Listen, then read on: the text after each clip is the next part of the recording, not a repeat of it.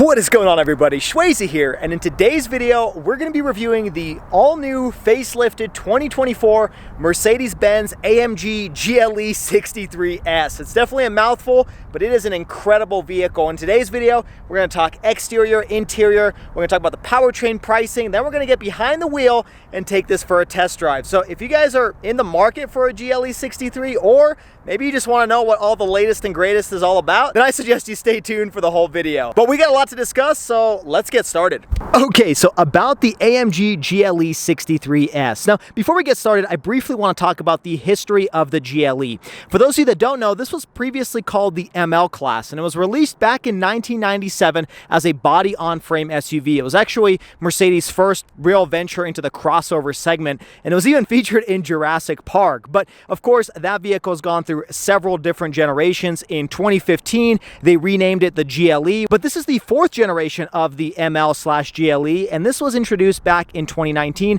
as a 2020 model year. But here for 2024, they've actually done a complete facelift, so it's kind of a mid-cycle refresh. The front end and the back end is a little bit different, and that's what we're going to be showing off in today's video. So starting off with the front end, you do have a different headlamp assembly for the 2024 model year. It looks a little bit different. The previous version had like two different LED stripes. This one just has one with some 4 LED dots over here around the headlamp assembly. Coming over to the grille, it has also been revised and changed a little bit. Definitely a little bit more aggressive than the current version of the 2023 model year. And then coming down, you also have, this being the AMG, a really aggressive front splitter. Now, some of this is some fake venting over here, but it does still look pretty aggressive. And I do like the brushed aluminum accents on this particular AMG version. The front end just looks really menacing, really mean. You also do have another Mercedes emblem, so there's no mistaking this for any other vehicle. It also says Mercedes-Benz even on the headlamp assembly, so that's kind of cool. Now, this is actually a new color option for 2024.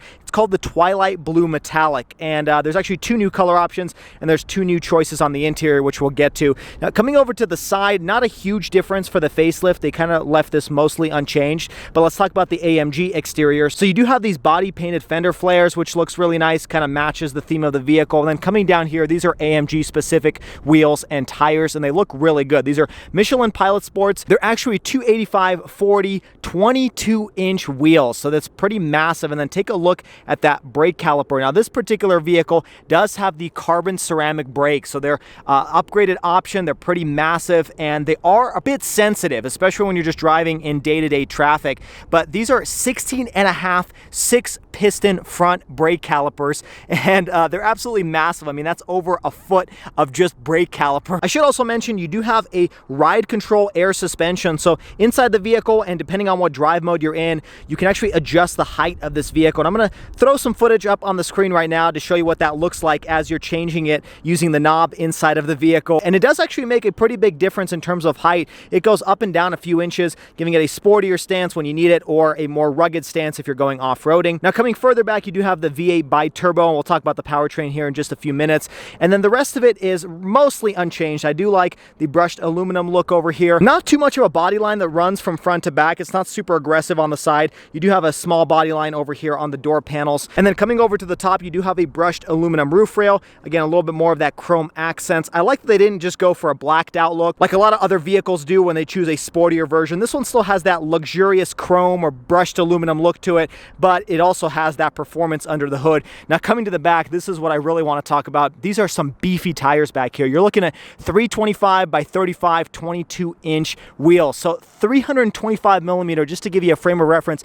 That is gigantic. I mean, my Hellcat wide body has 305, so this is quite a big difference between the two. Coming over to the back, they also revised some things on this facelift, specifically the tail light assembly. So this does look a little bit different than the current 2023 model year, but just some subtle changes. Obviously, a mid-cycle refresh is never really that significant in terms of changes, but kind of keeps it fresh. You do have the GLE 63S badge. Now, just so you know, there's two AMGs. There's a GLE 53 and GLE 63S. You do have a nice chrome strip over here, and then moving further towards the bottom, you do have the AMG splitter at the back, and I do love these AMG tailpipes. They look really nice, and you do actually have tailpipes in there. This isn't just like a single outlet or anything like that. Now, in case you're wondering about sizing of this two-row crossover, this is actually about 195 inches long, so pretty comparable to some of the competition like the BMW X5M and the Porsche Cayenne Turbo. Now, you can get the option of a third row seat, but I don't believe you can get that in the AMG version. Okay, next up, let's talk powertrain. But before we talk about the behemoth that's under the hood of this GLE 63, let's talk about all the different options you can get for the 2024 model year for the GLE. Well, starting off, there's actually 6 different powertrains. The first one is the GLE 350. Now, no longer can you get that one in rear-wheel drive. The entire GLE lineup is now 4MATIC, all-wheel drive, and the GLE 350 now has an upgraded engine. So the 2-liter turbocharged 4-cylinder now has the integrated mild hybrid system, which I'll talk about in just a second here, and that allows the vehicle to get up to 255 horsepower and 295 pound-feet of torque. The GLE 350 will do 0 to 60 in just about 7 seconds. Now, if the 350 isn't enough power for you, then you can step up to the GLE 450, which has a 3-liter turbocharged inline-6, along with the integrated starter motor similar to the GLE 350, and that one produces 375 horsepower and 369 pound-feet of torque. 0 to 60 on the 450 is just around 5.3 seconds. Now, a new powertrain for 2024 is actually a plug-in hybrid. It's called the GLE 450E, and that one comes with a 2-liter turbocharged 4-cylinder paired with a 23.3 kilowatt battery, and that one produces about 381 horsepower and a whopping 479 pound-feet of torque. 0 to 60 for the 450E is estimated at 5.9 seconds, but you do have some of that day-to-day driving on electric power, which is a big advantage, especially as we head into an electric future. Now, stepping up from the 450 is the GLE 580, and that one gets into some pretty big boy territory. You're looking at a 4-liter twin-turbo V8, very similar to actually this one under the hood, and that one produces 510 horsepower and 516 pound-feet of torque. Pretty impressive figures. 0 to 60 for the 580 is 4.3 seconds. Now, the last 2 models are both AMGs. You can get a GLE 53, which comes with a 3-liter inline-6 turbocharged engine that produces about 429 horsepower and 413 pound-feet of torque. Those are improved figures from the 2023 model year. Now, 0 to 60 has also improved. You're looking at about 4.9 seconds. And finally, I've saved the greatest for last. That is, of course, the big boy GLE 63S. This is a hand-built 4-liter twin turbocharged engine that produces a whopping 603 horsepower and 627 pound-feet of torque. This thing will do 0 to 60 in just about 3.7 seconds. Now, since it is hand-built, you can see the individual that built this vehicle in Germany, which is pretty amazing. I love seeing that under the hood. But there's some interesting mechanics that I mentioned earlier that I want to kind of expand upon, and that is the integrated starter motor. So that is the mild hybrid system that Mercedes has been starting to introduce in a lot of models. I think the S-Class in 2018 was the first vehicle with this mild hybrid system. So it's essentially an electric motor that's paired with a 48-volt hybrid powertrain that actually adds upwards of 21 horsepower and 184 pound-feet of torque to the engine. So the output figures I just quoted are the combined between the electric starter motor and the internal combustion engine. And what this does is essentially makes the engine a beltless engine. So you don't have to have a belt to run the air conditioning, the water pump. All of that is actually powered by this electric motor. And it also powers some of the interior accessories as well. And it also powers the electric start-stop system. So as you're approaching a stoplight, this vehicle will actually turn off before you come to a complete stop. And that's because you have this 48-volt power system that can actually run the electronics for a longer period of time without having the engine running. Now, the other advantage of this electric starter motor is it will actually keep the RPMs of the vehicle pretty low when you're idling. You're looking at just around 500 RPM because you don't need this engine revving up a lot higher to run the electronics in the vehicle. So a pretty interesting system. It's kind of the best of both worlds, where you have an electric powertrain and an internal combustion engine, and you get higher output figures because of the two running together. The other advantage of the electric starter motor is MPG, because you do save a little bit when you're coasting on electric power. And for being a 4-liter V8 twin turbo engine, doesn't have too bad of MPG. You're looking at 15 in the city and 20 on the highway. Now, all of that power, regardless of which which powertrain you pick on the GLE is sent through a 9-speed automatic transmission. Now, in case you're wondering about towing capacity, it's actually really impressive. Every single GLE can tow up to 7,700 pounds. Okay, now let's jump inside and talk about the interior. Now, as much as I love the look of the exterior of this vehicle, I think the interior is my favorite part, so we might spend a little bit of time in here. Now, starting off with the door panel, everything is soft touch material. You do have like a really nice leather stitching to it. I mean, everything just feels so nice and soft and plush. I mean, that's what you would expect from a vehicle at this price point. You do have some really nice real aluminum trim all around the door panel. Now, you can get wood trim in a variety of different options as well. This particular one has the aluminum, and I think it fits well for the AMG trim level. You also have these aluminum buttons for your seat controls. You do have heated and ventilated seats, and then you do have a button to control the passenger seat if it's, you know, getting in the way, or maybe they're getting out of line. And then I do love this 13-speaker Burmester audio system. I mean, that speaker grill alone is worth the price, and the AMG does come with that as standard. And you also have a 590-watt amplifier. Now, what's interesting about the speaker system is the Mercedes actually integrated what they call the front bass system, where the subwoofer is actually kind of integrated into the frame, and so it uses the resonance of the frame to create that subwoofer bass sound to it. There's a lot of audio engineering that I well above my pay grade, but it is kind of interesting to talk about. Now, moving further down on the door panel, everything is again leather wrapped. I do like this beige black leather. This is actually a new color option for the 2024 model year, one of two. And then you do have nice aluminum bezels on the door handle, and then aluminum buttons for your window switches. Moving further down, you do have some hard touch plastic, and then you have a storage compartment and a cup holder, and then a button to open up your lift gate. Now, moving towards the seats, you do have some suede or Alcantara with leather. I do like that contrast. I love the white color. Not sure how it's going to hold up the test of time when you're wearing blue jeans, but people who buy these cars do not wear blue jeans, of course. You do have a really soft headrest, and then these do have 8 different types of massaging seats. Everything from a hot stone massage to just your cushion to just the seat back. So many different options. And I gotta say, this is probably the best massaging seat I've had in a vehicle, even though there haven't been very many vehicles that I've tested with massaging seats. You do have lots of different adjustments here as well. So not only are they massaging, but you can adjust the lumbar support. You can adjust where the heated seats are actually directed. And at the same time, this vehicle has something called seat kinetics, which essentially will move the seat just a little bit every so often so that your legs or your muscles don't fall asleep on longer road trips. It does feel a little bit weird at first, but you kind of get used to it. Now, moving in from the door panel, you do have your light controls on the left-hand side with some additional nice aluminum bezels. Looks really good. And then starting off with the steering wheel, this is actually an update for 2024. The previous version had kind of the older steering wheel. This one is more similar to some of the other AMG products, but this is going to be carried across the GLE line.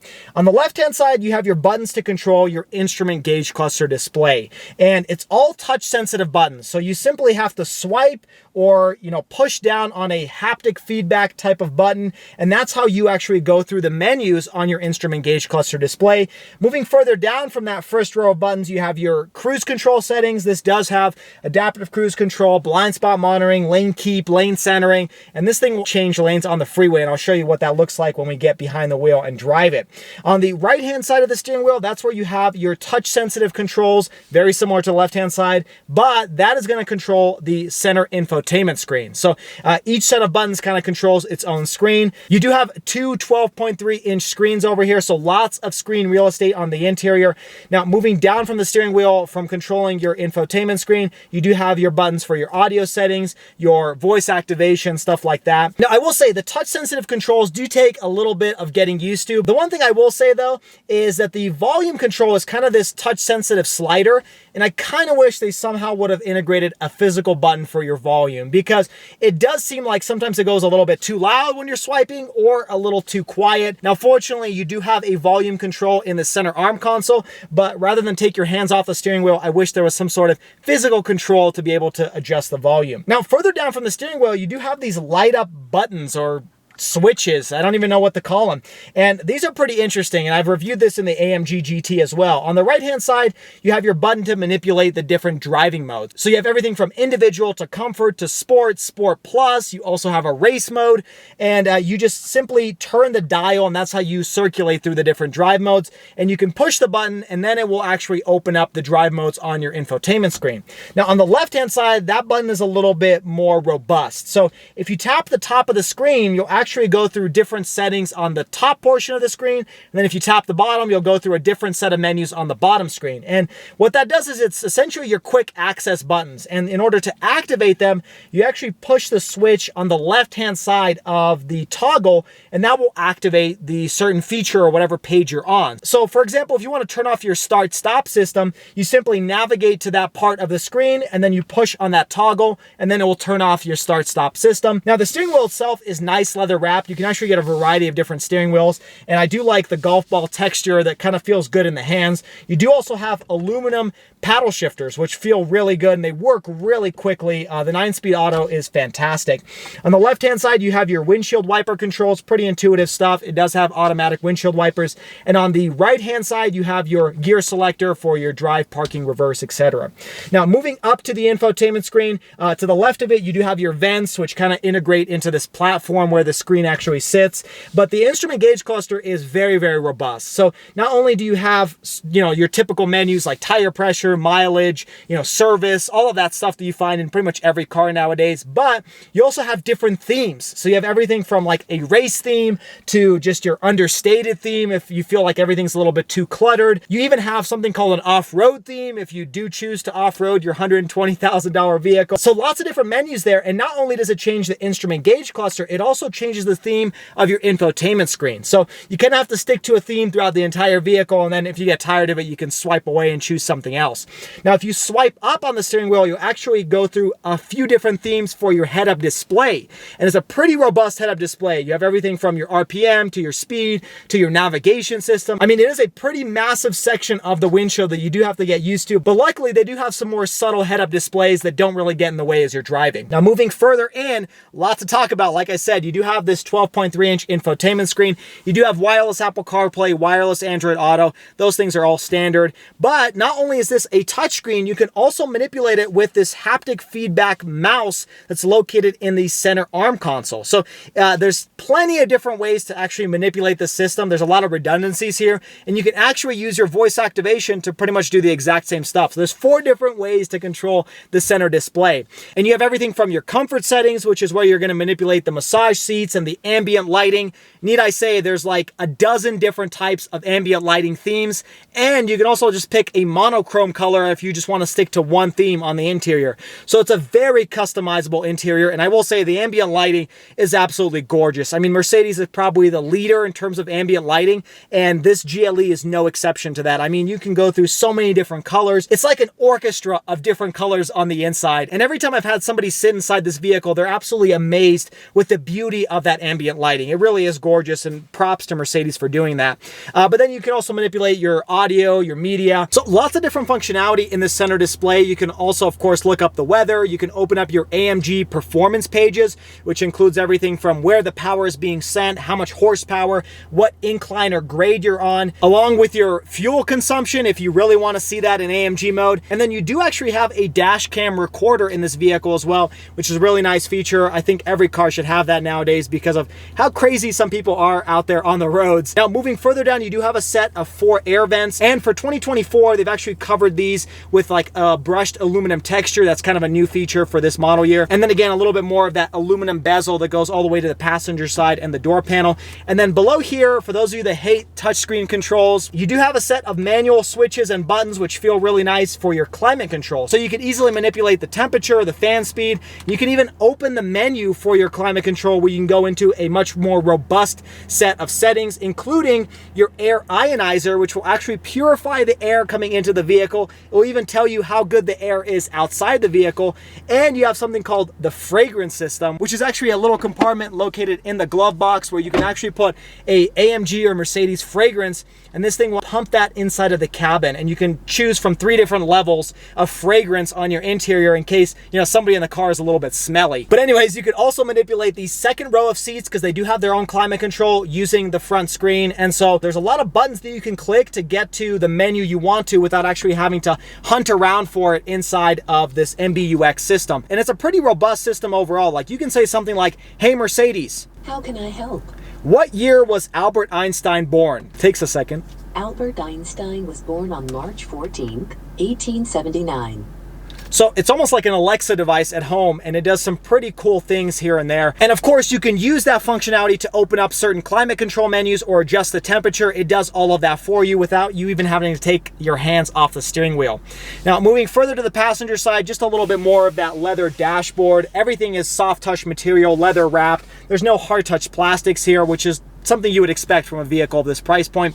Moving further into the center arm console, I do get a little bit of Porsche vibes with these grab handles over here, but I do like that you have some ambient lighting around that along with some additional aluminum bezel. Looks really, really beautiful, especially as you're walking into the vehicle.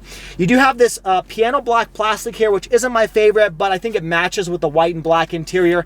And then you slide this open and you have a wireless charging port with 2 USB ports, and you have heated and cooled cup holders. So that's something I haven't seen in very many other vehicles, but nice to have depending on what you're drinking. You can cover this back up to cover this area. And then moving further back, like I said, you do have your touchscreen controls over here. You do have a really beautiful toggle switch to go through your comfort settings or your sport settings. You do have a button to open up your 360-degree camera, and this is an amazing 360-degree camera because it's almost as if a drone is flying around you and showing you everything that's going on, all the way down to like the building that's located probably half a mile down the road. I mean, this is an amazing system. I don't know how they do it with software, but it's truly incredible. This is something that a lot of German vehicles are introducing, and I gotta say, I love it. Even though I probably would never use it when I'm parking, it's just a pretty cool party trick. Further down from that, you do have your system settings that you can quickly open up, and then you do have a favorites button that you can actually program, and that way you push that button and open up whatever menu you want.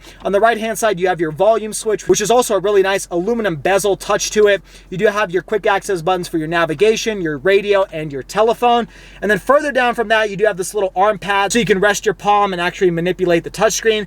And then behind that, you have another really nice aluminum toggle switch that you can use to raise and lower the suspension like I showed off earlier. You do have a really nice aluminum button to open up your center arm console, which is pretty good size. You do have 1 USB port in here. And then closing this up, it is a pretty soft arm console, so no complaints there. You could easily rest your elbow on here for long road trips.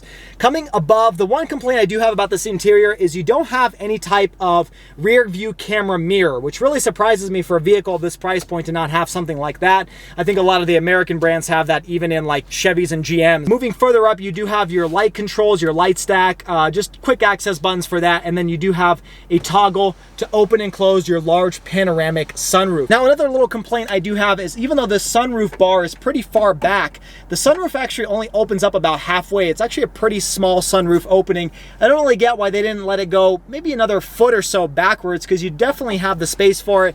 But again, this isn't a convertible, this is just a SUV. The last thing I want to point out about the roof is you do have a suede headliner, which looks absolutely gorgeous. And that pretty much finishes off the front row seats. Now let's jump into the second row and talk about what that looks like. Now, jumping into the second row, it's just as nice as the first row. You have the same nice use of materials throughout the entire door panel, the aluminum bezels, and then you do have an automatic operated sunshade. So with the push of a button, either in the first or second row, it will raise and lower this sunshade so to keep all the other people outside. But really nice to see it's automatic and not just a manual sunshade like some cheap cars out there. The seats are just as nice as the front row, very comfortable, very plush. Now, jumping inside, I gotta say the legroom is absolutely massive. I mean, it's been a while since I've sat in a mid-size crossover before, but this one has 41 inches of legroom, which almost looks to be like S-Class territory in terms of space. Then you have 37 inches of headroom. So lots of space back there to stretch out. You could easily fit 3 people across. Now, you do have your own set of climate controls back there. Everything from auto climate control to directionally, you can point it towards your face or your feet. And below that, you do have 2 USB ports and a little compartment where you could put a wallet or something like that. Now, one complaint I do have is you don't have any type of household power outlet back there. That's a feature I've been seeing in a lot of just regular day-to-day cars, and I can't seem to find one anywhere inside of the cabin. So if you guys are aware if there is a power outlet, let me know down in the comments below. Now, jumping into the trunk trunk area, there's not too much to report. You do have obviously an automatic trunk gate that opens, and inside you have about 33.3 inches of cargo room, and it's a pretty massive trunk space. I mean, you could easily fit enough luggage for a family of 5. On the left-hand side, there's not much to report. There's just a few lighting controls and some hooks. On the right-hand side, you do have a button or a switch that can actually raise and lower the suspension, so it can make it easier to load some Gucci luggage inside and outside of the vehicle without having to strain your back. And then you do have just a regular cigarette style outlet back there. I wish it did have a household power outlet. And then underneath the trunk space, you actually have a pretty large cargo space that's hidden, and that's typically where you find a spare tire, but this one does not have a spare tire in the back, not even a donut. You do have a fix-a-flat kit, and you have a little section where you can put your tonneau cover so that you can keep it out of space if you're loading some tall luggage. Now, if you lower the second row seats, you can actually get upwards of 75 cubic feet of space back there, which is pretty massive and definitely enough to put the 2x4s that you're going to be loading inside of the back of your GLE 63. Now, you may be wondering what's included in the AMG package specifically. Well, quite a few things. First off, of course, that 4-liter twin-turbo hand-built engine is part of the GLE 63. You also get updated styling, so you do have a different type of grille, a different front chin. You also do get these fender flares on the side. That's kind of specific to the AMG, specifically this wide body look to the back end. And then you also get different exhaust pipes, of course,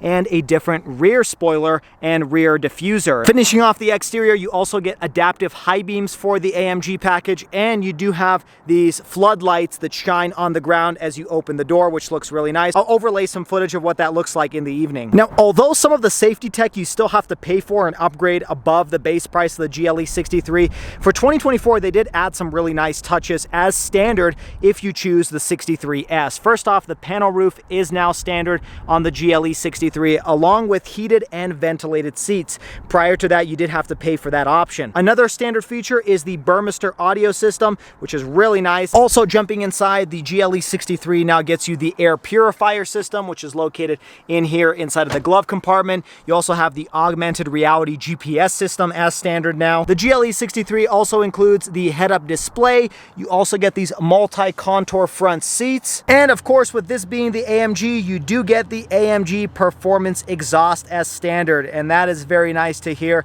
especially when you're accelerating. Okay, now let's talk about pricing. Now, keep in mind, the numbers I'm about to quote are for the 2023 model year because 2024 pricing has not yet been released, even though this is a 2024 model year vehicle. I don't actually have the window sticker to compare.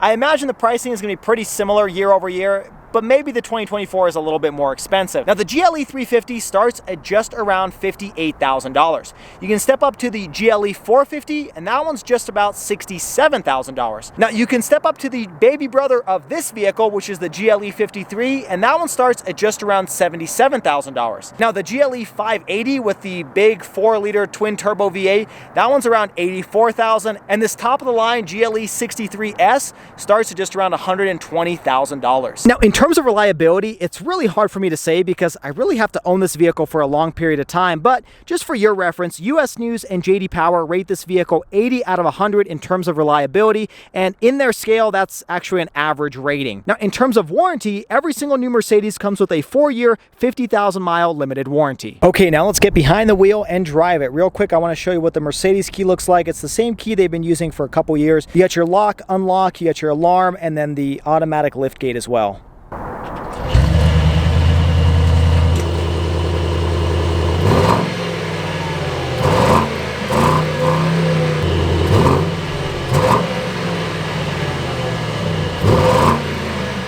Okay, so setting off in the Mercedes Benz GLE 63S. Now we're going to hit the start-stop button, and because this vehicle has that EQ boost or that electric starter motor, you don't really get a cold start in this vehicle. It's kind of pretty subdued, as I'm sure you may have heard in the exhaust sound clip that I just showed off. But when you stomp on the gas pedal, once the car is on, then it sounds pretty good. Now, first thing I'm going to have to do, because I absolutely love this feature, is I'm going to turn on the massage seats throughout this entire review, because as silly as it sounds, that's got to be one of my favorite features of this vehicle. Now, let's set off. We got the 360-degree camera here, which is incredibly useful. Okay, setting off here, One of the first things you'll notice, and what I noticed immediately after driving this vehicle for just, a couple minutes, is how quiet the interior cabin is. I mean, you would expect it from a Mercedes, but it really does just kind of surprise you. I mean, it's just so luxurious, so calming. You don't really know what's going on outside of the vehicle. In fact, even the exhaust, which, is actually pretty powerful when you're gunning on it, you don't really hear that inside of the vehicle when you're accelerating. Even in the race mode, it's still pretty subdued. Now, the other thing, as we're approaching this stoplight over here, the engine just shut off. And this has got to be the smoothest start-stop system in any vehicle I've experienced. Now, I haven't driven very many other new Mercedes, and so I think a lot of them share the same components, but that really has to do with that beefed up integrated starter motor. So as you're actually approaching a stop, this vehicle will shut off the engine. So it's not like most start-stop systems where you have to be completely stopped for it to shut off. This actually starts shutting off as you're driving to a stoplight, and it's a little bit weird at first, but then you get used to it, and it's actually really smooth. Now, the engine just turned on. I'm sure you didn't even feel it. I can barely even hear it because of how quiet the vehicle is, but that is something that's taken a little bit getting used to, but I've been very impressed with it. One thing, though, that does get a little bit annoying is sometimes when you're approaching like very low speeds, the engine will shut off, but then, as the traffic moves along, you start accelerating, there's a little bit of a lag between the engine starting back up, and that's something I've experienced just a handful of times, but it's been enough that's kind of irked me a little bit and forced me to want to turn off that start-stop feature because it does result in a little bit of a delay in accelerating. Now, one of the side effects about having a vehicle that's so quiet on the inside is it's easy to get in a lot of trouble in this vehicle when it comes to speed, because you're going 50, 60 miles an hour. You may not actually be able to tell that you're going that fast because it's so quiet and composed inside of the cabin. So just keep that in mind. That is a good side effect, but something to be wary of. Now, let's talk about the drive modes here as we're about to accelerate. So you do have comfort, you've got your individual mode where you can customize it. There's also a sport mode, a sport plus, and then for this on-ramp acceleration, we're gonna put it into race mode. And that just puts the whole suspension, exhaust, everything in its most powerful setting. And let's do a quick acceleration.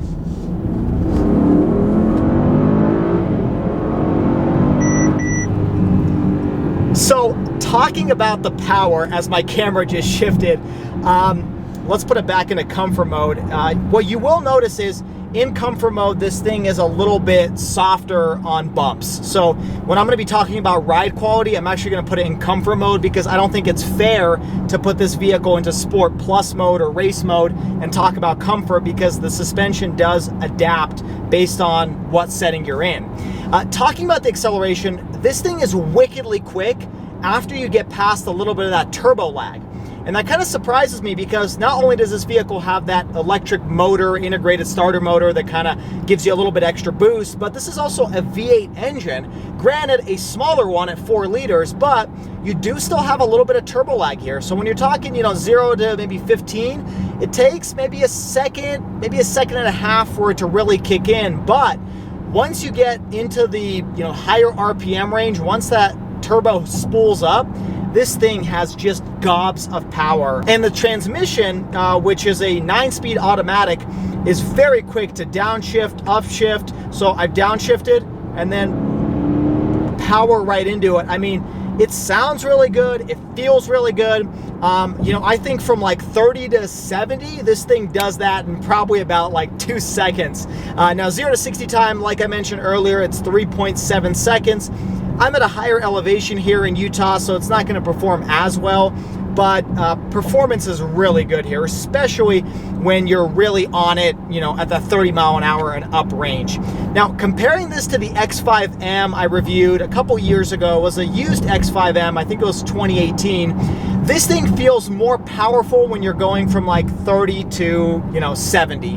When you're actually just going from like 0 to 50, I don't know if this is that much different than that one. Keep in mind, since that X5M was a little bit older, it had less horsepower. The latest and greatest always pack in more horsepower, more torque. I'm gonna downshift here and then gun it.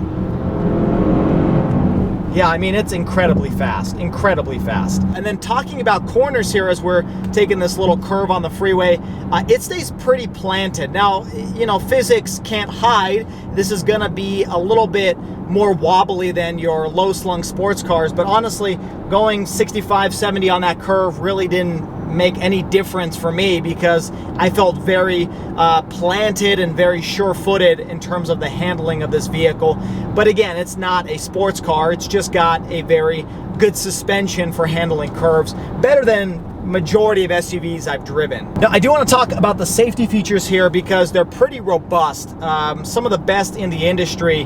Now, when you turn it on using the haptic feedback on your steering wheel, simple to turn on just like every other cruise control. But once this vehicle sets the speed, this thing will actually keep you in between the lanes. Now, what I like about this system though is a lot of systems you kind of have to wiggle the steering wheel every so often just for it to know that you're holding on, whereas here, by simply just touching the steering wheel, this vehicle has sensors on the steering wheel so it knows that you're actually holding the steering wheel and not having to jiggle it just for it to know that you're paying attention. So today I drove for about half an hour with just my hand on the steering wheel, and as you can see, we're approaching this curve, and even if I let go of the steering wheel, this vehicle will actually track the curve and keep going on the freeway. Really, really robust safety features. And what's even better is if I turn on the blinker, this thing will actually make the turn for me. So we just shifted lanes and I didn't even touch the steering wheel. So really impressive system here from Mercedes. You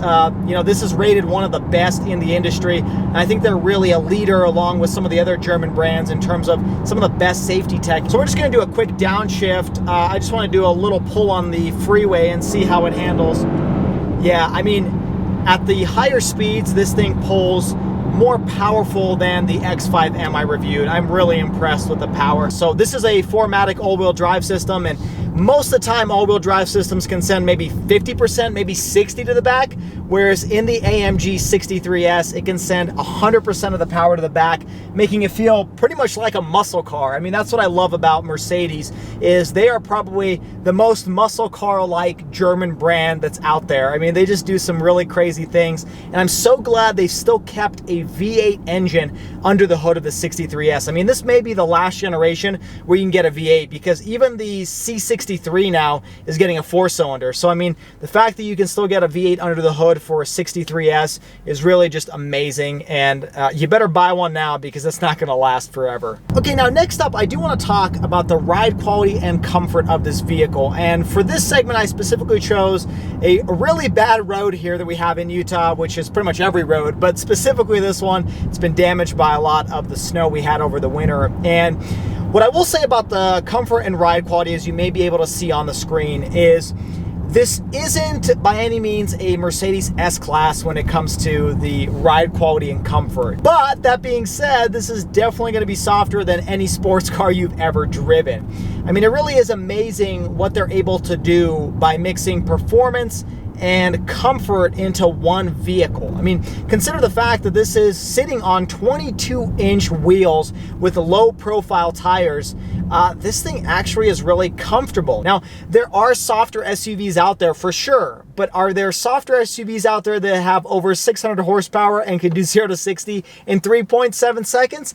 Probably not. It really is amazing what they're able to accomplish with just some amazing engineering. Okay, so to finish off this video, what are my overall thoughts on the AMG GLE 63S? Well, by no means is this vehicle affordable. I mean, at just north of $120,000, that's, you know, some people's mortgages depending on where you live. At the same time, if you're looking for a vehicle that does 0 to 60 in about 3.7 seconds, has over 600 horsepower, you're probably looking at a sports car that's at or above $100,000. With this, on the other hand, you also get the utility of having 5 massive seats, tons of luxury creature comforts on the inside. I mean, this is a big SUV with the powertrain of a sports car. You kind of get the best of both worlds here, even though this is an expensive vehicle. At the same time, the competition is no cheaper either. If you're looking at the BMW X5M or the Audi RSQ8, Those all start in a very similar price range, just north of $120,000. And this one actually isn't the most expensive out of the pack. If you're looking at the Porsche Cayenne Turbo or Turbo S, you're looking at anywhere between $135,000 to $171 grand. So as crazy as it sounds, the GLE 63S is kind of a bargain in this type of segment.